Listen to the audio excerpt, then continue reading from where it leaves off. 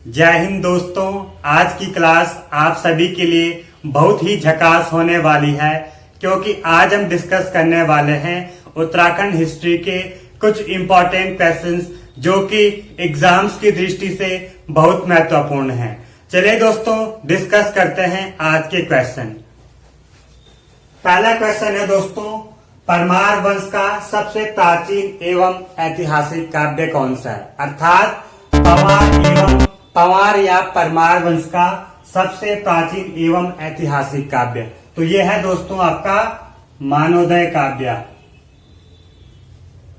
मानवोदय काव्य जो कि कवि भरत द्वारा लिखी गई है। किसने लिखी है? कवि भरत ने। और कवि भरत राजा मानसा का राज दरबारी कवि था। मानसा। तो दोस्तों, परमार वंश का सबसे प्राचीन और ऐतिहासिक काव्य कौन सा है? मानवोदय काव्य, जो कि कवि भरत ने लिखी है और राजा मानसा का राज दरबारी कवि था कवि भरत। अब बात करते हैं नेक्स्ट क्वेश्चन की। परमार वंश के किस राजा को आदिनाथ की उपाधि दी गई थी? दोस्तों, परमार वंश के 37वें राजा अजयपाल, 37वां राजा अजयपाल को आदिनाथ या आदि गुरु की उपाधि दी गई थी। और ये उपाधि दोस्तों राजा अजयपाल को तंत्रिका विद्या के सावेरी ग्रंथ के अनुसार दी गई थी। किसके अनुसार? तंत्रिका विद्या के सावेरी ग्रंथ के अनुसार राजा अजयपाल को आदिनाथ की उपाधि दी गई थी, जो कि परमार वंश का 37वां राजा था और इसने 52 गढ़ों को एक किया था। किसने? परमार वंश के 37वें राजा अजयपाल ने। बात करते हैं नेक्स्ट क्वेश्चन की। रामायण प्रदीप किसकी रचना है? दोस्तों, रामायण प्रदीप मेधाकर शास्त्री की रचना है। किसकी? मेधाकर शास्त्री या शर्मा। तो रामायण प्रदीप मेधाकर शास्त्री की रचना है और इन्होंने ये संस्कृत भाषा में लिखी है। कौन सी भाषा में?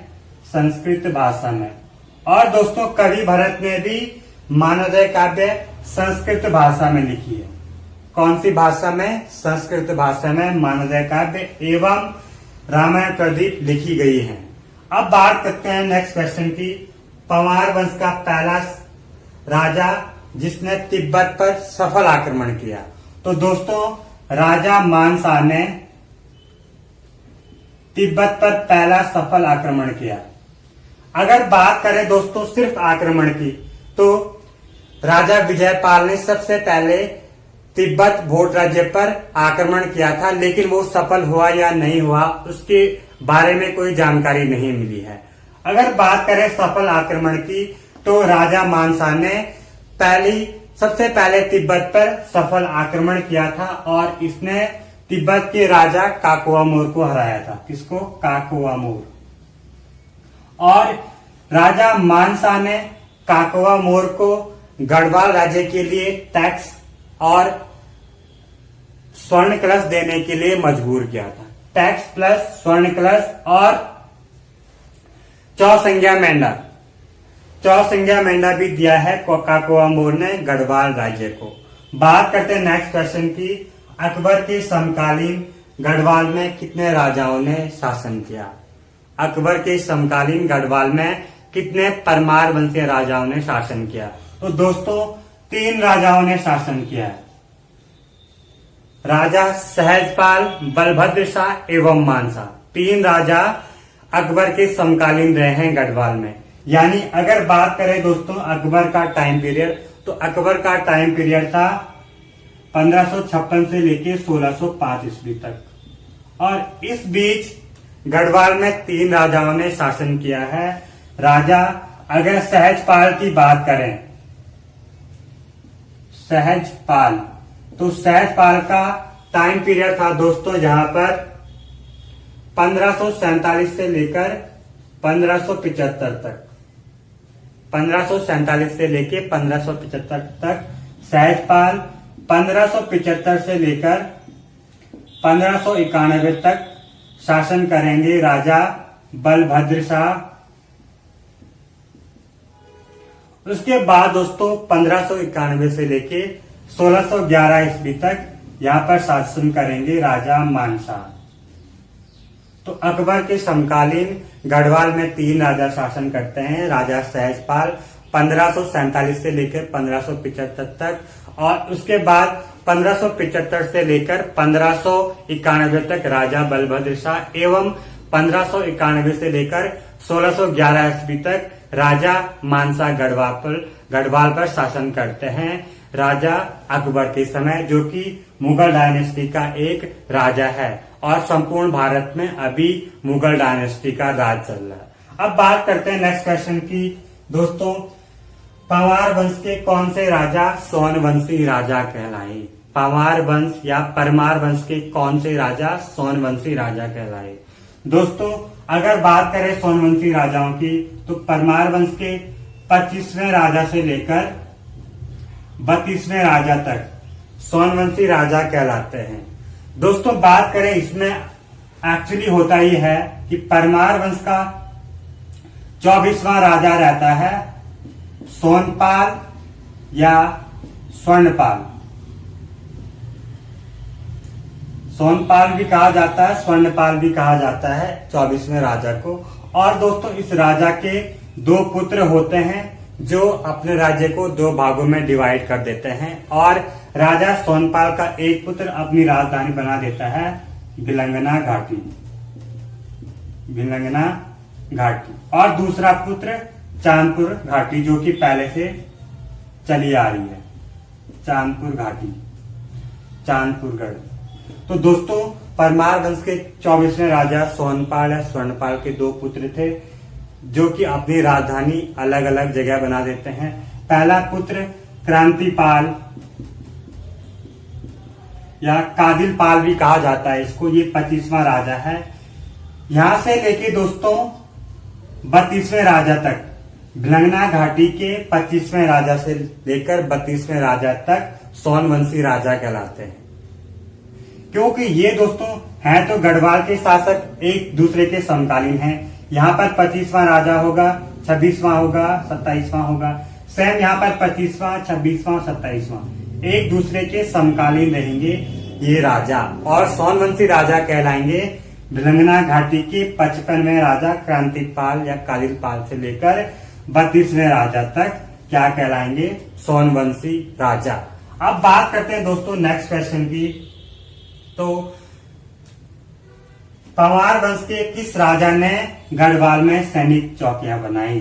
तो दोस्तों परमार वंश के 37वें राजा अजयपाल ने 52 गढ़ों को एक करने के बाद गढ़वाल के कई राज्यों लाइक आपका गुजरूगढ़, बधानगढ़, इन गढ़ों पर इन्होंने सैनिक चौकियों का निर्माण किया अपने राज्य को सुरक्षित रखने के लिए। किसने? परमार वंश के 37वां राजा अजयपाल। अब बात करते हैं दोस्तों नेक्स्ट क्वेश्चन की, पलेठी का सूर्य मंदिर कहां पर स्थित है? तो दोस्तों पलेठी का सूर्य मंदिर है आपका हिंडोला खाल। और हिंडोला खाल कहां पर है? यह है दोस्तों देवप्रयाग से 18 किलोमीटर दूर। देवप्रयाग कहां पड़ता है? श्रीनगर आधा टिहरी में और आधा पौड़ी में पड़ता है। तो हिंडोला खाल में स्थित है पलेठी का सूर्य मंदिर। सेम उसी प्रकार जैसा कि कोणार्क का सूर्य मंदिर कहां पर है? उड़ीसा में।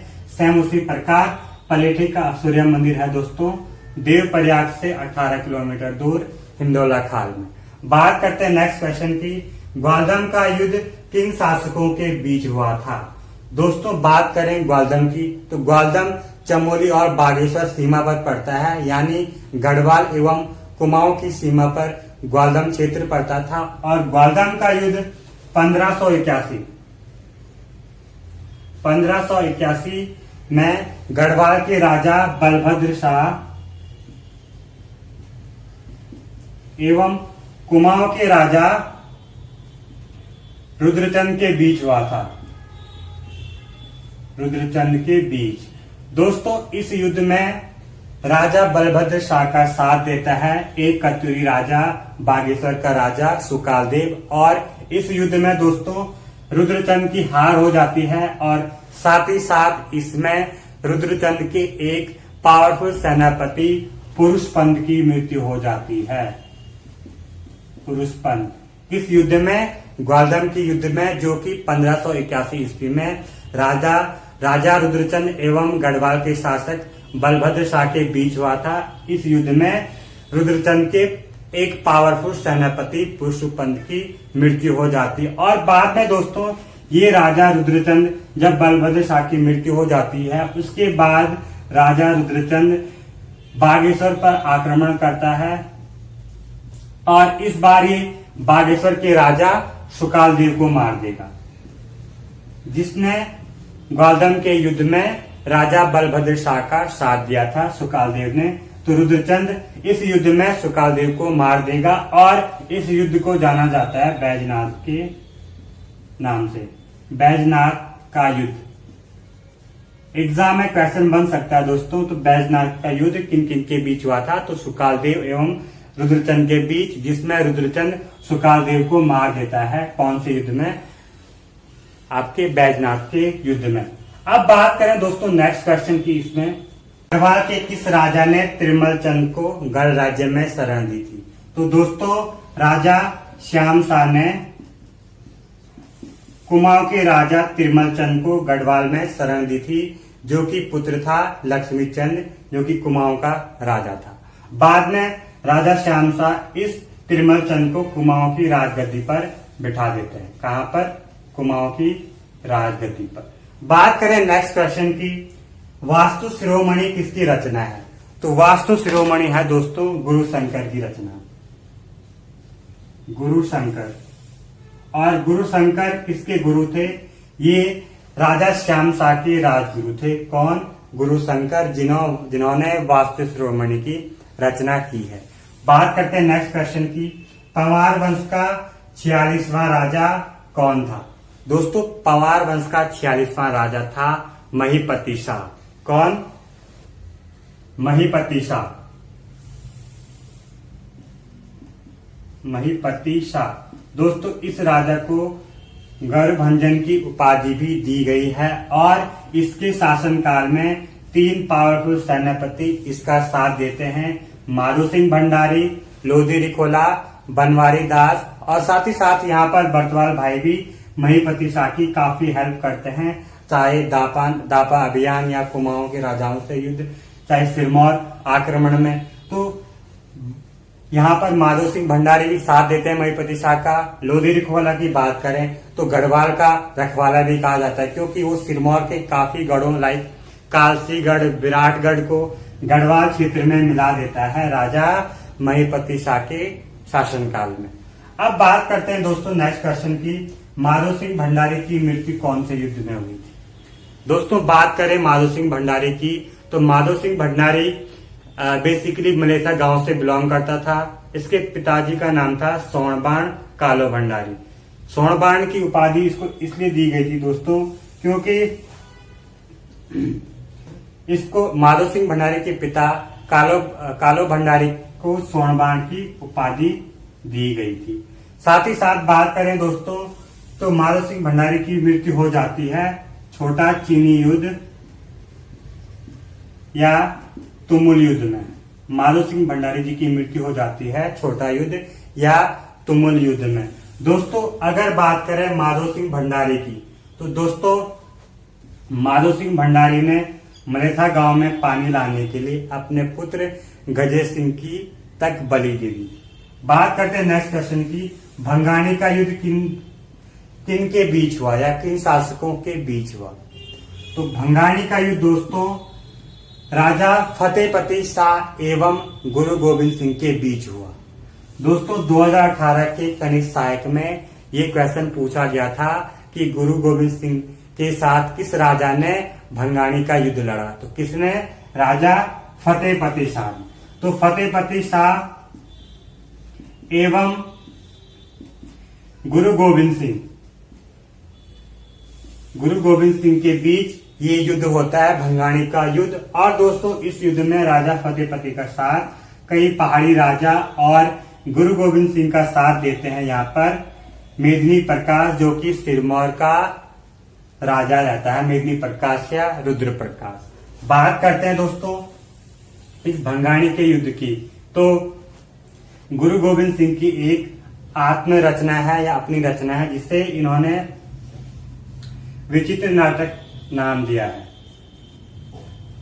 यानी गुरु गोविंद सिंह जी की एक रचना है विचित्र नाटक, उसमें इन्होंने भंगाणी के युद्ध का वर्णन किया है। अब बात करते हैं नेक्स्ट क्वेश्चन की, फतेहपति शाह ने सहारनपुर पर अभियान कब किया? फतेहपति शाह ने सहारनपुर पर अभियान कब किया या सहारनपुर पर आक्रमण कब किया? तो दोस्तों ये किया था 1692 ईस्वी में। होता यह है दोस्तों कि 1692 ईस्वी के आसपास सहारनपुर का एक राजा जगत सिंह बार बार देहरादून के क्षेत्र में लूटपाट मचाता रहता है। अब जब हद ही पार हो जाती है बार बार लूटपाट मचाने से, तो उसके बाद राजा फतेहपति शाह डायरेक्ट आक्रमण कर देता है 1692 ईस्वी के आसपास सहारनपुर क्षेत्र में और राजा जगत सिंह को हरा देता है इस युद्ध में। उसके बाद दोस्तों राजा जगत सिंह दिल्ली जब चले जाता है और दिल्ली से सैयद अली उसकी मदद के लिए आता है और सैयद अली एवं राजा जगत सिंह की संयुक्त सेना अब युद्ध करती है राजा फतेहपति शाह से, जब राजा फतेहपति शाह इस युद्ध में हार जाता है। अब बात करते हैं दोस्तों नेक्स्ट क्वेश्चन की, सुलेमान सिको ने किस परमार वंशीय राजा के राज दरबार में शरण ली? तो सुलेमान सिको ने दोस्तों राजा पृथ्वीपति शाह के राज दरबार में शरण ली थी। किस राजा पृथ्वीपति शाह के राज दरबार में सुलेमान सिको ने शरण ली थी, पृथ्वीपति शाह। और सुलेमान सिको कौन था? दोस्तों सुलेमान सिको औरंगजेब के भाई दारा सिको का बेटा था, जो कि गढ़वाल में भाग लेता है जब औरंगजेब अटैक करता है इन सभी पर। दोस्तों अगर बात करें इसमें, अगर सुलेमान सिको को किस चंद्रवंशीय राजा के राज दरबार में शरण मिली, तो किसके? बाज बहादुर चंद के दरबार में इसने पहले शरण ली थी। बात करें नेक्स्ट क्वेश्चन की, गढ़वीर महाकाव्य किसकी रचना है? यह है दोस्तों रूप मोहन सकलानी जी की रचना है। इन्होंने लोधी रिखोला पर ये गढ़वीर रचना लिखी है, लोधी रिखोला, जो कि राजा महीपति शाह का एक पावरफुल सेनापति था। इसको गढ़वाल का रखवाला भी कहा जाता है। गढ़वाल का रखवाला किसको कहा जाता है? लोधी रिखोला को। और रूपमोहन सकलानी जी ने लोधी रिखोला पर गढ़वीर महाकाव्य लिखी थी। बात करते हैं नेक्स्ट क्वेश्चन की, ज्ञानचंद द्वितीय ने गढ़वाल के जूनियागढ़ पर कब आक्रमण किया था? तो सन 1707 ईस्वी में ज्ञानचंद द्वितीय ने गढ़वाल के जूनियागढ़ पर आक्रमण किया और कुमाऊं के अधिकार क्षेत्र में कर लिया था जूनियागढ़ को। नेक्स्ट क्वेश्चन की बात करते हैं, माधो सिंह भंडारी ने किन किन शासकों के समय अपनी सेवाएं दी? तो दोस्तों माधो सिंह भंडारी ने राजा महीपति शाह, रानी कर्णावती एवं पृथ्वीपति शाह के शासनकाल में अपनी सेवाएं दी थी। यानी दो राजाओं और एक रानी के समय इन्होंने अपनी सेवाएं दी। 16वीं सदी का पहला इंजीनियर किसे कहा जाता है? 16वीं सदी का पहला इंजीनियर कहा जाता है दोस्तों माधो सिंह भंडारी को। माधो सिंह भंडारी को क्योंकि इसने नहर के द्वारा अपने मलेथा गांव में पानी की व्यवस्था की थी। यानी इसने एक नहर बनाई थी और अपने गांव में पानी लाया था मलेथा गांव में माधो सिंह भंडारी, इसीलिए इसे 16वीं सदी का क्या कहा जाता है? इंजीनियर कहा जाता है। दुधौली का युद्ध कब हुआ था? बात करें दोस्तों दुधौली के युद्ध की, तो 1703 ईस्वी में ज्ञानचंद द्वितीय एवं गढ़वाल के राजा फतेहपति शाह के बीच दुधौली का युद्ध होता है और इस युद्ध में राजा ज्ञानचंद द्वितीय की जीत हो जाती है। दोस्तों घनश्याम जोशी जी की बुक में इस युद्ध की डेट दे रखी है 1705, जो कि गलत है। आपको ध्यान रखना है कि दुधौली का युद्ध कब हुआ था? 1703 ईस्वी में दुधौली का युद्ध हुआ था। बात करते हैं नेक्स्ट क्वेश्चन की, रानी कर्णावती की तुलना किससे की गई? दोस्तों रानी कर्णावती की तुलना की गई है गोंडवाना की शासिका दुर्गावती से। किससे? दुर्गावती से।